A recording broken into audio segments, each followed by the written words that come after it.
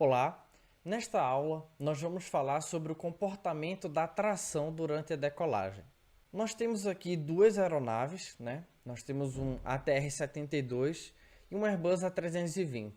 E elas apresentam um comportamento diferente quando se trata sobre a tração na decolagem. E qual é a causa dessa diferença?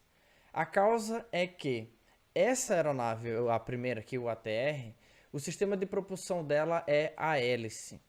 E essa daqui é um motor a jato. Devido a essa diferença de propulsão, nós temos uma diferença no comportamento da tração.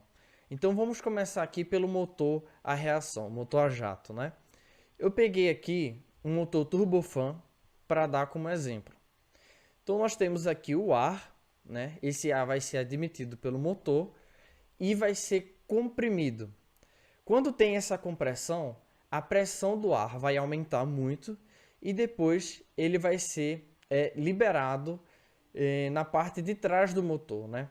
Essa liberação aumenta a velocidade do ar, porque esse ar vai ser expandido, e o aumento dessa velocidade dá o efeito de ação e reação e empurrando assim a aeronave para frente, né? Dando empuxo para a aeronave ou tração.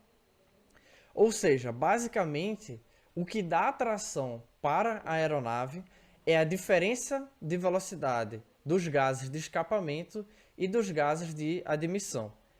O que é que acontece? Acontece que durante a decolagem, a aeronave começa a se movimentar. Durante essa movimentação, nós temos um aumento da velocidade dos gases de admissão.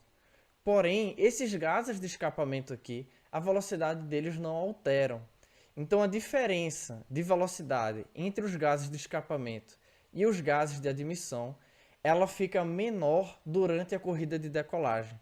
Porque a cada segundo que passa, a aeronave está mais rápida e a velocidade dos gases de escapamento aumenta dos gases de admissão aumenta, diminuindo então a diferença de velocidade dos gases de admissão e dos gases de escapamento. Isso vai resultar numa diminuição de tração na medida que a aeronave aumenta a velocidade. O nome desse efeito se chama Intake Momentum Drag. Okay? Dessa forma, o gráfico da perda de tração de uma aeronave de motor a jato ia ficar muito grande.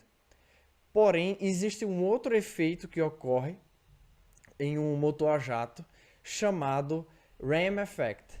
O que é esse efeito? Lembra que a gente tinha falado que o que gera a tração do motor é essa admissão, compressão e expansão desse ar? O que é que acontece? Durante a decolagem, que a aeronave começa a acelerar o movimento dela, devido a essa aceleração, ela consegue admitir mais ar e comprimir mais ar. Então, esse Ram Effect ele vai diminuir o prejuízo do Intake Momentum Drag. É por causa desse motivo que a tração de um motor a jato durante a decolagem tem esse gráfico daqui, ó. Ele vai descendo um pouquinho, só que à medida que a aeronave vai ganhando efeito, o Ram Effect vai aumentar o efeito do Ram Effect, né? Então, por isso que o gráfico não é tão para baixo assim. Ele começa a aumentar um pouquinho, inclusive esse efeito começa a ficar muito maior quando a aeronave vai ganhando mais velocidade. Tá ok? Porém, alguns motores a jato, a maioria deles, é chamado de Flat Rated Engines. O que é que significa isso? Significa que esse motor ele mantém a potência nominal dele até uma certa temperatura. Ou seja, a tração dele não vai diminuir até uma certa temperatura. A gente sabe que com o aumento da temperatura, densidade, etc., o motor perde potência, né? Então, motores flat rated mantêm a sua potência, mantém a sua tração até uma certa temperatura. Normalmente, até a temperatura de ISA mais 15. E depois de ISA mais 15, ele começa a diminuir essa tração máxima que ele pode gerar. E por que existe esse limite aqui?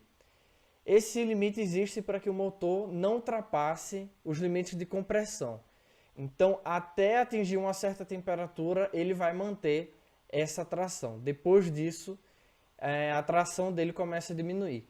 Na prática, os motores flat rated, eles são muito utilizados para fazer o derated takeoff ou o flexible takeoff, que é basicamente você decolar com potência reduzida. Isso é um assunto que a gente pode explicar num outro curso. O que é importante você saber é que motores flat rated conseguem manter uma mesma tração até uma certa temperatura, tá bom? E qual que é a diferença do comportamento da tração de um motor a jato para o motor a propulsão a hélice? Basicamente, motores de propulsão a hélice também perdem tração durante a decolagem, porém ela perde mais tração com ganho de velocidade em comparação de um motor a jato. Por que que isso acontece? Isso acontece porque a aeronave, a propulsão a hélice, ela gera tração devido ao ângulo de ataque das pás da hélice. Ou seja, nós temos aqui a hélice, o ângulo da corda dela, o vento relativo, que seria basicamente como a hélice está cortando esse ar e gerando essa sustentação, né? que no final é a tração. Então aqui nós temos o ângulo de ataque e o vento relativo. Ele está a 90 graus aqui nesse caso, ou seja, a aeronave está parada. Porém, à medida que a aeronave vai ganhando velocidade, a aeronave começa a cortar o vento com velocidade. Então vai ter uma diferença no vento relativo que essa aeronave está cortando.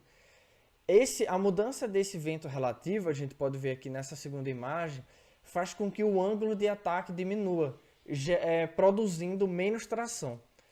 Esse efeito ele aumenta cada vez mais que a aeronave ganhe velocidade. Então, você vai ver um gráfico muito parecido com esse daqui. A tração de uma aeronave, a propulsão a hélice, ela cai drasticamente com o aumento de velocidade. Este é o mesmo motivo, por exemplo, do porquê que aeronaves a propulsão a hélice não consegue atingir a mesma velocidade de cruzeiro de aeronaves a jato. Então, nós percebemos aqui uma grande diferença no comportamento da tração de uma aeronave a hélice e uma aeronave a jato.